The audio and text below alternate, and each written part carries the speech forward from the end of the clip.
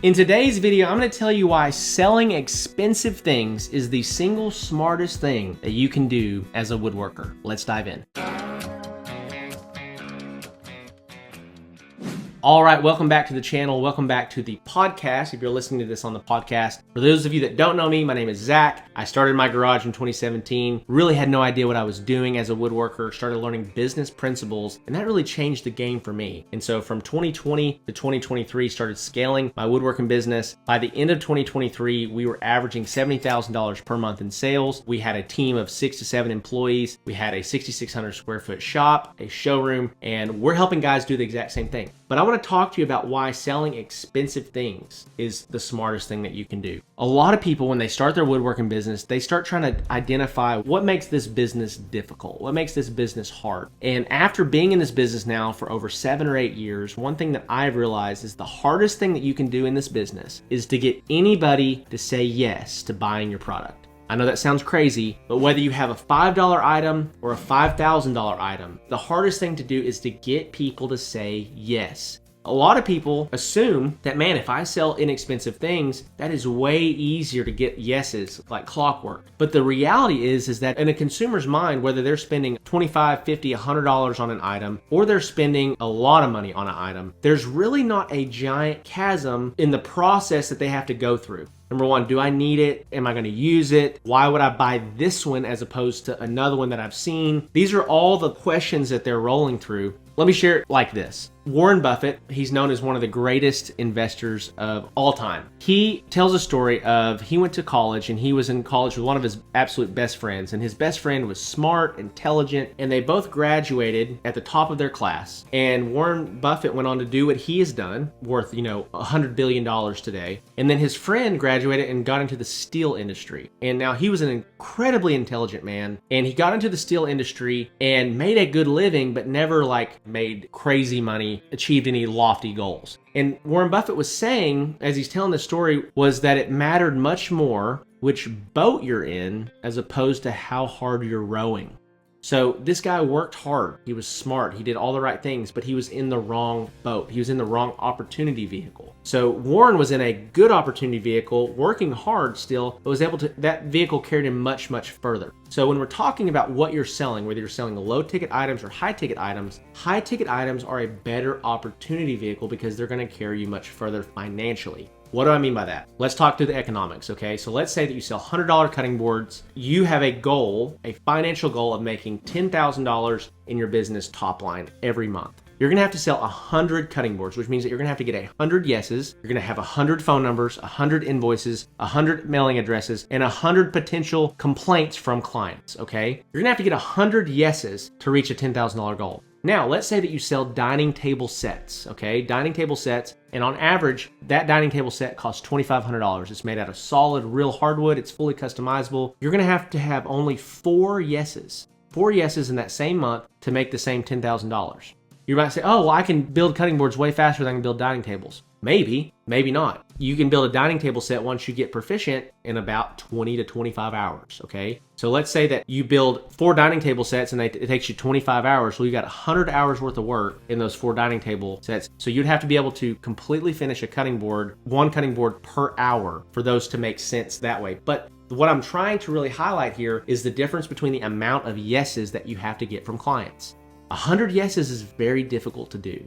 4 yeses is not difficult. It's not difficult if you have the means to get in front of multiple clients and give them quotes, and what I like to call this is at-bats. You need chances to sell. And so one thing that we really harp on, really teach, is maximizing your at-bats inside of the Woodworking Business Accelerator program. And so if you join the Woodworking Business Accelerator program, we're gonna bring you anywhere from 50 to 100 new leads every single month inside of your business. And with that, it's gonna dramatically change the amount of opportunities you get to give quotes out and sell clients. And so it becomes very realistic for you to start hitting $10, $15, $20, $25, $30,000 months because you're getting a lot more opportunities to do so as opposed to just relying on word of mouth or referral-based business. Now, the beauty of this is sometimes they don't want a 6-foot table. They want a 10-foot table with 10 chairs, which is a $4,500 order. You only need 2 of those, 2.2 of those to hit the same 100 cutting board goal, right? So what am I saying? I'm saying that selling expensive things is a better opportunity vehicle. It's a better choice. It's a better means to getting where you're trying to go financially. And ultimately, if you're trying to make money doing this, if you're just a hobbyist having a good time, then just disregard this video. But if you're trying to make money, whether it be good side hustle income or it become your main gig, this is going to be the best route for you to take. Whether it be dining table furniture or it be hall trees or built-ins or cabinetry or whatever these high ticket things are, you don't want to be really selling anything ever for less than $1,000 to $1,500.